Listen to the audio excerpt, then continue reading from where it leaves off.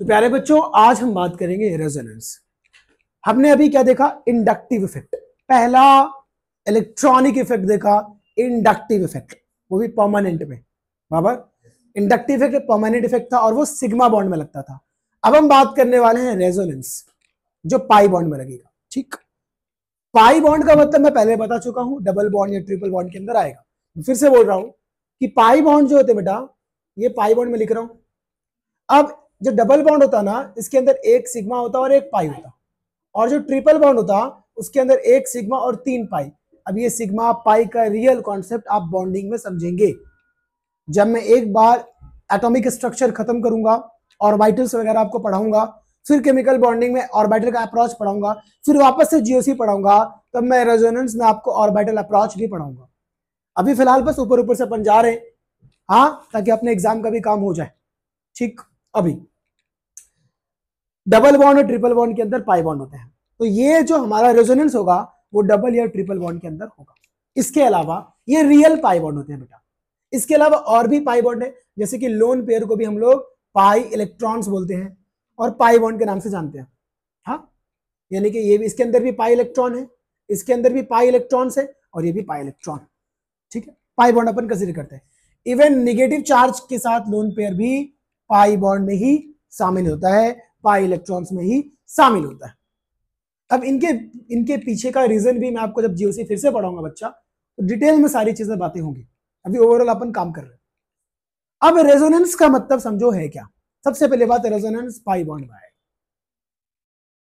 किसी भी मॉलिक्यूल का स्ट्रक्चर मैं ड्रॉ कर रहा हूं, लेकिन वो स्ट्रक्चर उसका पूरा इंफॉर्मेशन नहीं दे रहा। क्या बोला मैं? किसी भी मॉलिक्यूल का मैं स्ट्रक्चर ड्रॉ कर रहा हूं और वो स्ट्रक्चर मुझे पूरा इंफॉर्मेशन नहीं दे रहा। एग्जाम्पल के तौर पे आप जानते हो इसका नाम क्या है भाई? बेंजीन। पक्के से C6H6 का फॉर्मूला होता है C6H6। क्या बोलते हैं इसको? बेंजीन। बेंजीन बोलते हैं इसको। ठीक है, सबको मालूम है। अभी बेंजीन बना नहीं है बेटा, अभी तो साइक्लोहेक्सेन है ना।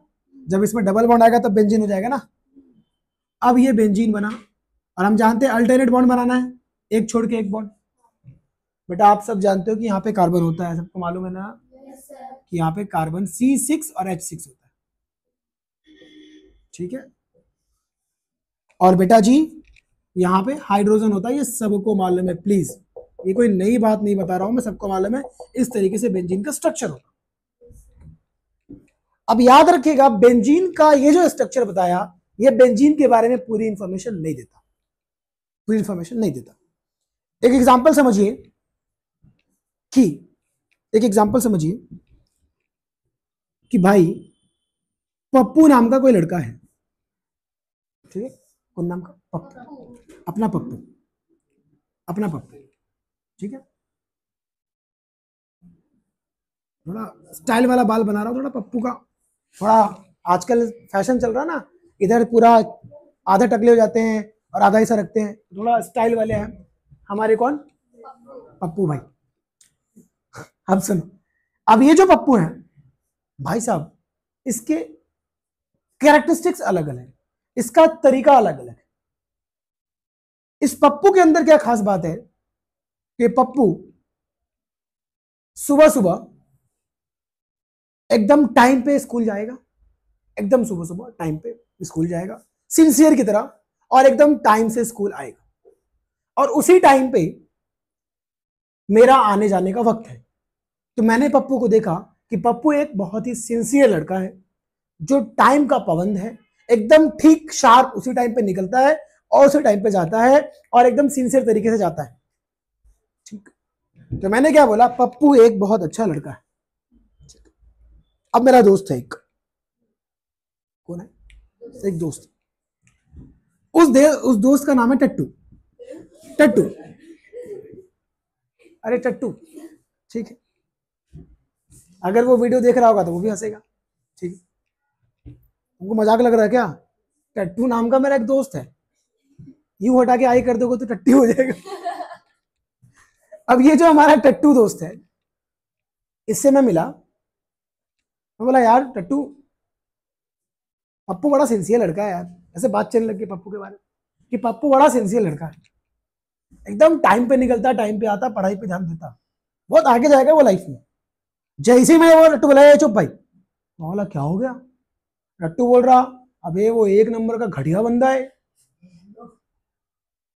एक नंबर का घटिया बंदा है, उसको मैं डेली शाम में नुक्कड़ पे देखता हूं, डेली शाम में नुक्कड़ पे देखता हूं, ऐसा फूकता वो सिगरेट, और तो जो और छोड़ दे, आजू बाजू जितनी लड़कियां गुजरती उसको सीटी मारता है वो, इतना घटिया आदमी है वो। कौन? अपना पप्पू। अब मेरे को ये बात हजम ही नहीं हो रही, मेरे और टट्टू में लड़ाई हो गई। मैं टट्टू को बोला नहीं वो बहुत अच्छा बंदा है, वो आगे जाके बहुत आगे बने। बोला यार मैं बोल रहा हूं ना, मैं डेली शाम में देखता हूं पप्पू को, कि फुल मारता, एकदम फूकता, एकदम पियरिंग ग्रुप दिखाता अपना कि हाँ मैं हूं, रॉयलिटी को बताता वो। अब ये बात मैं मानने को रेडी नहीं था। अरे बात समझ में आ रहा है? तो अब भाई क्या होगा भाई? अब सिंपल सी बात है, पप्पू के अंदर दोनों कैरेक्टर थे ना। पप्पू दोपहर तक एकदम सज्जन मानुस बन के रहता था, तो जिस दुनिया ने पप्पू को इस फॉर्म में देखा, तो वो दुनिया क्या बोलेगी, पप्पू एक बहुत बेहतरीन इंसान है। लेकिन शाम के टाइम में जो दुनिया या जो लोग पप्पू को देखेंगे, समझ जाएंगे पप्पू एक नंबर का टपोरीबाज है। हाँ, पप्पू के कैरेक्टर अलग अलग है ना।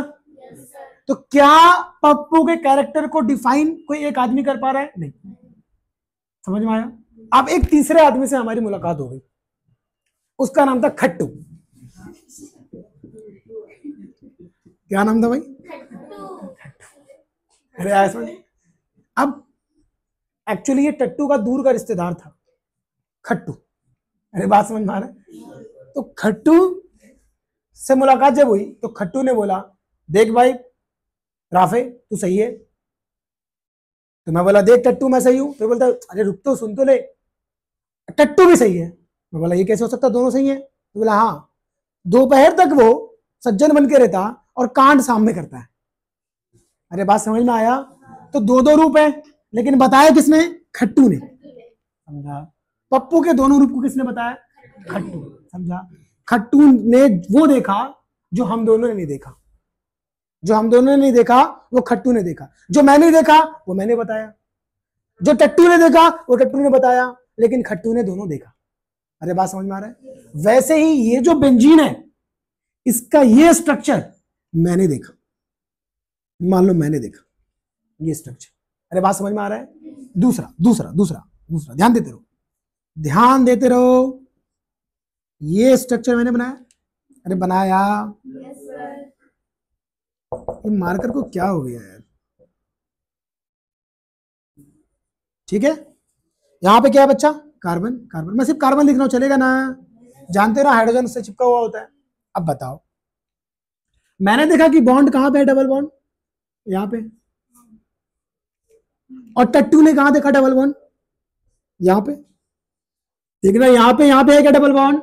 नहीं। एक काम कर, नंबरिंग देता हूं, इसको बोलता हूं 1 2, ठीक है, और इसको बोलता हूं 3, 1 2, इधर बोलता हूं 3, चलेगा? चलेगा। इसको बोलता हूं 1 2, इसको बोलता हूं 3। ये किसने देखा? टट्टू ने।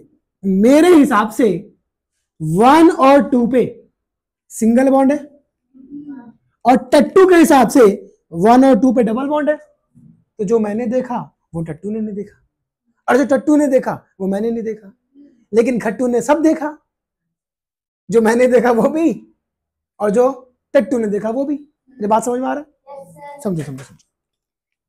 मैं पप्पू, टट्टू और खट्टू की कहानी लेके आया हूं, ध्यान से सुनना। ये दो स्ट्रक्चर समझ में आए?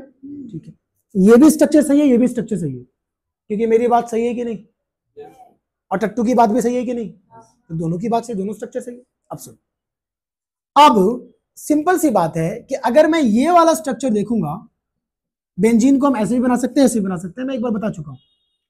अगर बेंजीन का मैं ये स्ट्रक्चर बना रहा हूं बच्चा, तो मेरे हिसाब से यहां पर का बॉन्ड लेंथ, उससे पहले एक चीज और बताना पड़ेगा मुझे, बॉन्ड स्ट्रेंथ और बॉन्ड लेंथ की बात करता हूं थोड़ा सा, पहले बात करता हूं थोड़ा सा बॉन्ड स्ट्रेंथ और बॉन्ड लेंथ, बॉन्ड की ताकत और बॉन्ड का लंबाई, बॉन्ड की ताकत और बॉन्ड की लंबाई। ठीक है, बेटा जो बॉन्ड स्ट्रेंथ होता है ना, बॉन्ड स्ट्रेंथ, वो इनवर्सली प्रोपोर्शनल होता है बॉन्ड लेंथ के, इनवर्सली प्रोपोर्शनल। मतलब अगर बॉन्ड स्ट्रेंथ ज्यादा होगा तो बॉन्ड लेंथ कम होगा। सर इसका मतलब समझाओ ना, बॉन्ड स्ट्रेंथ का मतलब समझो। सुनो सुनो सुनो, मैं सिंगल बॉन्ड लिख रहा हूं कार्बन कार्बन के बीच में, मैं कार्बन कार्बन के बीच में डबल बॉन्ड, मैं कार्बन कार्बन के बीच में ट्रिपल बॉन्ड। आप मुझे बताइए सबसे ज्यादा मजबूत बॉन्ड कौन होगा? अपना पप्पू भी जानता है क्या कि ट्रिपल बॉन्ड बहुत मजबूत होगा, स्ट्रांग होगा। तीन तीन बॉन्ड है, अरे बंधन बहुत ज्यादा गहरा है, मजबूत है। अब मुझे खुद बता कि अगर बंधन मजबूत है, रिश्ता पक्का है, तो दूरियां कम है ना, दूरियां कम है ना, तो इसका बॉन्ड स्ट्रेंथ क्या है? बॉन्ड स्ट्रेंथ ज्यादा, बॉन्ड स्ट्रेंथ ज्यादा, बॉन्ड लेंथ कम। भाई साहब इसमें बहुत कमजोर बंधन है, और कमजोर बंधन कब होता है? जब दूरियां बढ़ जाती है तो बंधन कमजोर हो जाता है। सिंपल सी बात है ना, दूरियां जब बढ़ जाएगी तो भैया स्ट्रेंथ कम है, रिश्ता इसका नाजुक है। मतलब क्या? रिश्तों में लंबाई, रिश्तों में दूरियां बहुत ज्यादा है। समझा? तो अगर बॉन्ड लेंथ बढ़ा तो बॉन्ड स्ट्रेंथ छोटा। ये बात समझा कि नहीं समझा? पक्के से? अब आप सुनो। तो बेटा जी स्ट्रक्चर नंबर 1 के हिसाब से, इसको 1 बोलता हूं, इसको 2 बोलता हूं। स्ट्रक्चर नंबर 1 के हिसाब से, 1 के हिसाब से 1 और 2 के बीच में, 1 और 2 के बीच में क्या है? Carbon carbon single bond, carbon carbon single bond. पक्के से? और इस स्ट्रक्चर के हिसाब से 1 और 2 के बीच में क्या है? कार्बन कार्बन, देखो ना ये डबल बॉन्ड ना, कार्बन कार्बन डबल बॉन्ड। अब डबल बॉन्ड का बॉन्ड लेंथ कम होगा कि ज्यादा? कम होगा, बंधन मजबूत है। सिंगल और डबल बॉन्ड में इसका बॉन्ड लेंथ ज्यादा, इसका बॉन्ड लेंथ कम। पक्के से? कोई दिक्कत, कोई परेशानी? अब देखो, अब देखो। तो भाई हमने एक्सपेक्ट किया, किसने एक्सपेक्ट किया? हमने नहीं, जो करते हैं एक्सपेरिमेंट साइंटिस्ट लोग। हाँ, उन्होंने क्या बोला? उन्होंने क्या बोला, सुनना मेरी बात ध्यान से, कि भाई साहब ये जो बॉन्ड लेंथ है, ये वाला बॉन्ड लेंथ, ये वाला बॉन्ड लेंथ, ये वाला बॉन्ड लेंथ, ये बड़ा होगा। अरे ये बॉन्ड लेंथ बड़ा होगा ना। अरे क्या है यार, मार्कर चल क्यों नहीं रहा है?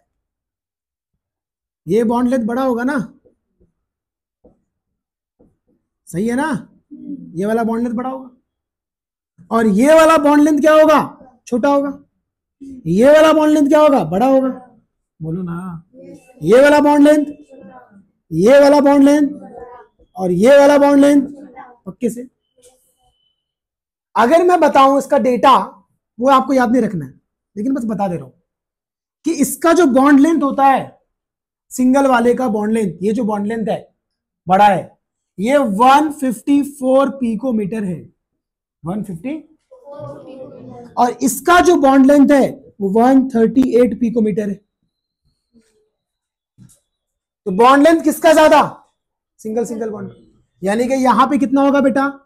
138, और यहां पे क्या होगा? 154। हाँ, डेटा लिखता हूं चलो। ये 138, ये 154, बराबर।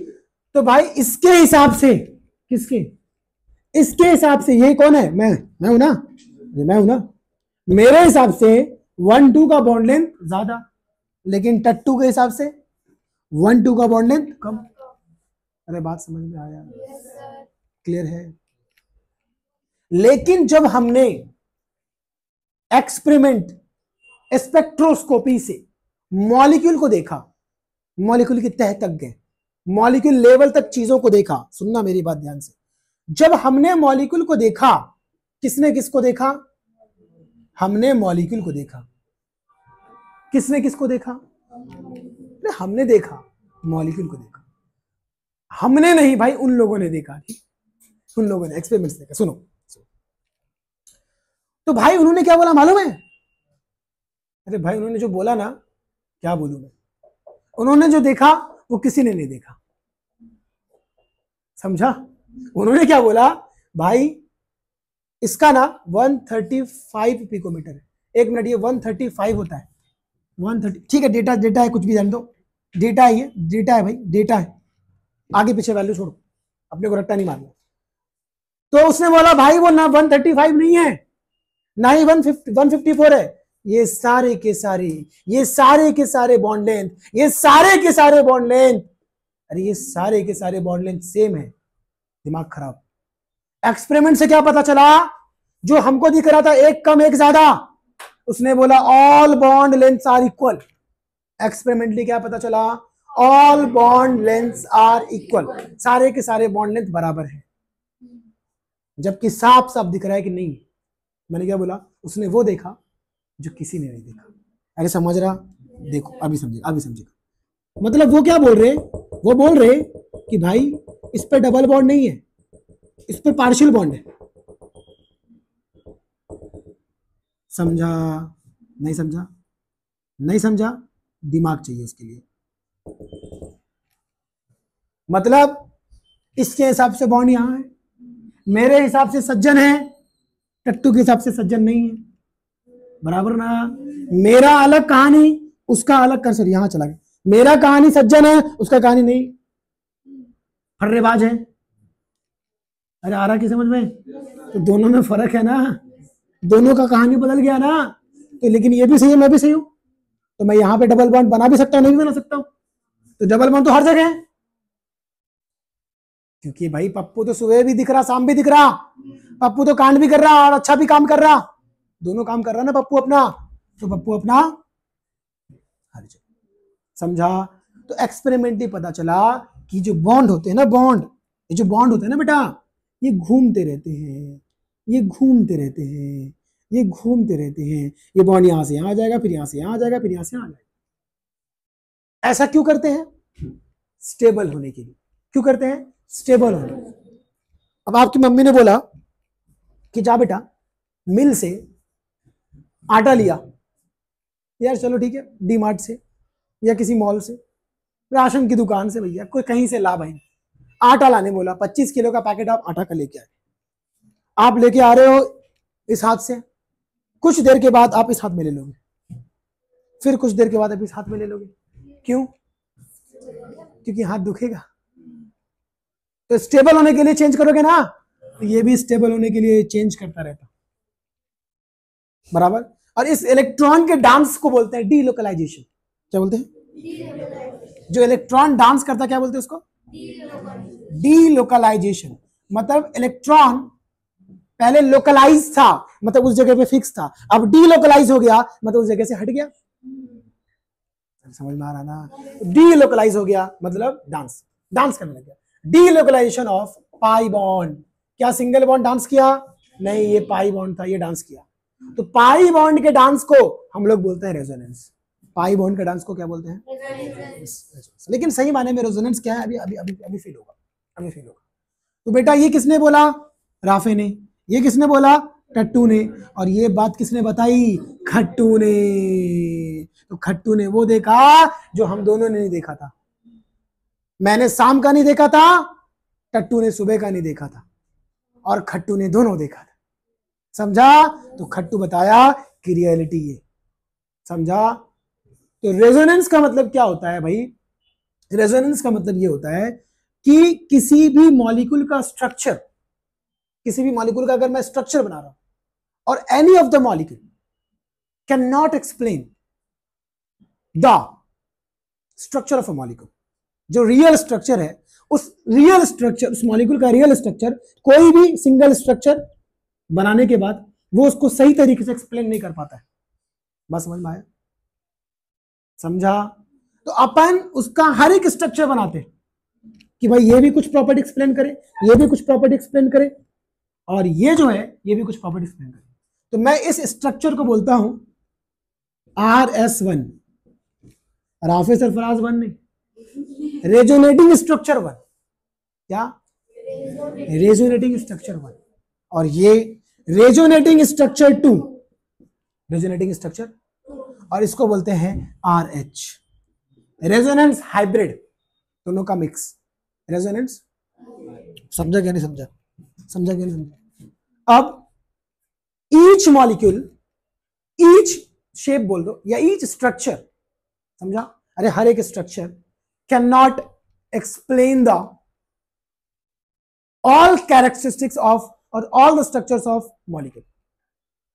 कोई एक मॉलिक्यूल पूरी तरह इसका कैरेक्टरिस्टिक बता रहा, पूरी तरह से इसका प्रॉपर्टी बता रहा नहीं, लेकिन सब मिलके उसकी पूरी प्रॉपर्टी बता रहा।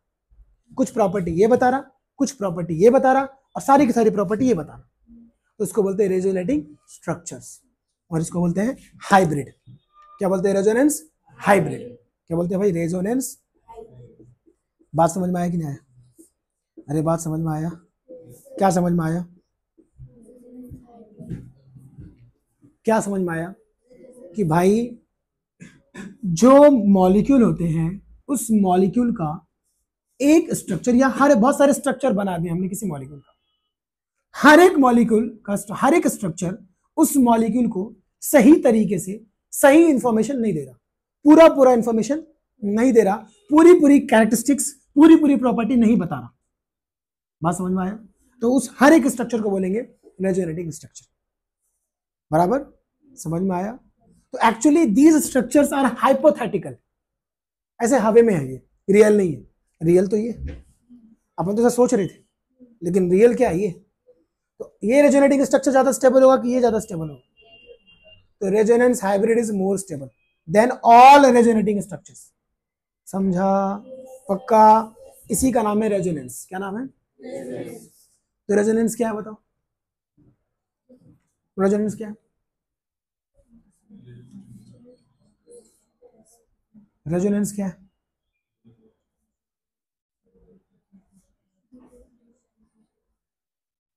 Delocalisation of pi bond. Pi bond का डांसिंग क्या कहलाता है? रेजोनेंस।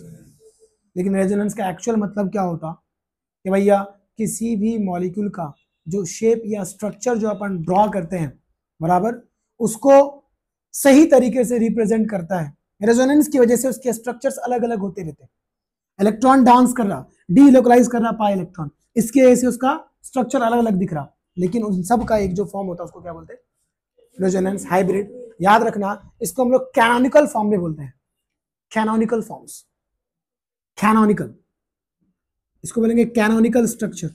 Canonical 1, canonical 2। कैनोनिकल मतलब हाइपोथेटिकल होता है, मतलब अपन सोच रहे कि ऐसा होगा, फिर ऐसा होगा, लेकिन रियल में वैसा होता है। यहां तक की कहानी क्लियर है? पक्के से? पॉज करो।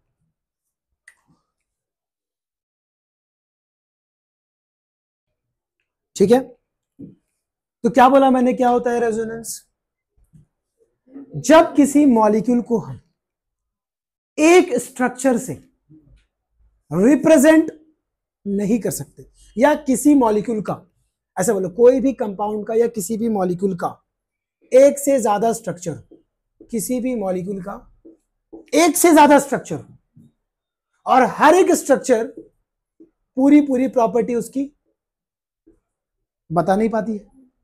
अरे बात समझ में आया? इफ ईच स्ट्रक्चर, हर एक structure of a molecule can not explain the all properties of that molecule, हर एक स्ट्रक्चर किसी भी मॉलिक्यूल का can not explain the all properties of that molecule. समझा? प्रॉपर्टी, मॉलिक्यूल की प्रॉपर्टी को एक्सप्लेन नहीं कर सकता, then these structure are known as resonating structure. क्या बोलते हैं इसको? Resonating structure. अरे बात समझ में आया? Resonating structure, and the mixing of those structures R resonance hybrid which explain the all properties or all characteristics of the molecule. This phenomenon is called resonance. और ये कब होगा? जब पाई बॉन्ड डीलोकलाइज होगा। पाई बॉन्ड डीलोकलाइज होगा। ये बात समझ में आया? तो मॉलिक्यूल के स्ट्रक्चर्स, हर एक स्ट्रक्चर से, स्ट्रक्चर 1, स्ट्रक्चर 2, मान लो स्ट्रक्चर 3, बहुत सारे स्ट्रक्चर हैं, लेकिन हर एक स्ट्रक्चर अगर एक्सप्लेन नहीं कर सकता क्या? उसकी प्रॉपर्टी या उसकी कैरेक्टरिस्टिक। तो मैं क्या बोलूंगा? ईच मॉलिक्यूल या each structure of the molecule can not explain the all properties of that molecule, then these structures are known as resonating structures, and these resonating structures form by mixing resonance hybrid. बराबर? Resonance, and this phenomenon is called resonance hybrid is real structure, actual structure, और ये hypothetical, ये hypothetical, बराबर, ये real है पूरा पूरा। अरे बात समझ में आया? तो ज्यादा स्टेबल कौन होगा? ये पूरी बात बता रहा, वो सब क्या होंगे? कम स्टेबल होंगे। तो याद रखना, resonance hybrid are more stable than resonating structure. तो मैं समझू आपको कि ये काम समझ, रेजोनेंस सबको समझ में आ गया पक्के से? अब सुनो मेरी बात, अब रेजोनेंस सर कहां पे लगाएंगे? ऐसे थोड़ी ना कि कहीं भी पाई बॉन्ड दिखा डांस चालू कर दी, तो ये थोड़ी ना है भाई। मान लो ये स्ट्रक्चर है, ऐसा कोई है, तो यहां पे डांस चालू कर दोगे? नहीं बेटा, उसके लिए कंडीशन है। कहीं भी ऐसे पाई बॉन्ड डांस नहीं करने लग जाएगा, उसके लिए कंडीशन है। उस कंडीशन को हम लोग बोलते हैं कंजुगेशन। क्या बोलते हैं? Condition for resonance. Condition for resonance के लिए क्या कंडीशन है? पहला कंडीशन है कि कार्बन एटम sp2 हाइब्रिडाइज्ड ही होना चाहिए। अब ये बात तुमको समझेगा नहीं, तो ये बात तुम नेग्लेक्ट कर दो, क्योंकि अभी तक अपन ने ऑर्बिटल पढ़ा नहीं। तो ये बात आप नेग्लेक्ट कर दो कि कार्बन एटम क्या होगा? sp2 hybridised. ये भूल जाओ, बिना इसको भूल के भी अपना काम हो जाएगा। सबसे मेन जो होता है वो होता है कंडीशन उसके लिए कि अपने को चाहिए कंजुगेटेड सिस्टम। क्या चाहिए सर? ये क्या होता है? आइए समझ। मतलब कोई एक सीक्वेंस फॉलो होना चाहिए। वो क्या क्या है आइए एक एक करके देखते हैं। कि पहला है पाई सिग्मा पाई। पाई सिग्मा पाई का कंजुगेशन होना चाहिए। ये पाई, फिर ये सिग्मा सिंगल बॉन्ड, फिर ये पाई, इसीलिए ये यहां पे जाएगा, फिर ये यहां पे जाएगा, और फिर ये यहां पे जाएगा। पाई sigma pi, pi sigma pi, pi sigma पाई, ये कंजुगेशन होगा, तब जाके रेजोनेंस होगा। अगर मान लीजिए यहीं पे देख लीजिए, C double bond C double bond C, तो ये भी हो गया पाई सिग्मा पाई, तो कंजुगेशन होगा, कंजुगेशन होगा। ये वाला डबल बॉन्ड जाएगा इधर, कौन कहां जाएगा सब सिखाऊंगा। ये जाएगा इधर और ये जाएगा इसके टकले पे, हाँ हो जाएगा। ये सिंगल बॉन्ड, ये डबल बॉन्ड, और ये सिंगल बॉन्ड, और यहाँ पे ये है। अरे बॉन्ड उठ के चला गया ना यहाँ पे, तो बॉन्ड में 2 इलेक्ट्रॉन होते ना, और इलेक्ट्रॉन जाएगा तो उस पर कौन सा चार्ज जाएगा? Negative charge. सिखाऊंगा कंजुगेशन सब सिखाऊंगा, फिलहाल बस क्या देखेंगे अपन कि भैया कंडीशन क्या क्या है, हर जगह होगा क्या? नहीं। पहला क्या है? पाई सिग्मा पाई। दूसरा है सॉरी, पाई sigma negative charge. Pi sigma, कहीं पे अगर नेगेटिव चार्ज रहे तो वहां पे भी क्या होगा? कंजुगेशन। जैसे कि CH2 minus CH double bond CH2। अब देखो यहाँ पे पाई सिग्मा नेगेटिव चार्ज, तो क्या होगा? क्या होगा? ये नेगेटिव चार्ज कूदेगा यहाँ और ये जाएगा यहाँ, तो बन जाएगा CH2 double bond CH single bond CH2 minus. समझा? समझेगा, टेंशन मत। तो ये नहीं समझा तो भी आगे बताऊंगा मैं। मतलब ये कंडीशन होना चाहिए, हर जगह डांस करेगा क्या? डीलोकलाइज हर जगह नहीं होगा, और डीलोकलाइज सिग्मा बॉन्ड कर रहा है क्या? Pi bond. अरे इसको कुछ हो रहा है क्या? Pi bond. तीसरा conjugative system, pi sigma negative charge with lone pair, lone pair with negative charge. Pi sigma lone pair with negative charge, negative charge के साथ साथ लोन पेयर भी रहेगा। हाँ, लोन पेयर, नेगेटिव चार्ज रहेगा ही, साथ में लोन पेयर रहेगा, लोन पेयर रहेगा। ठीक है, एक्चुअली अपने को ऐसा बोलना चाहिए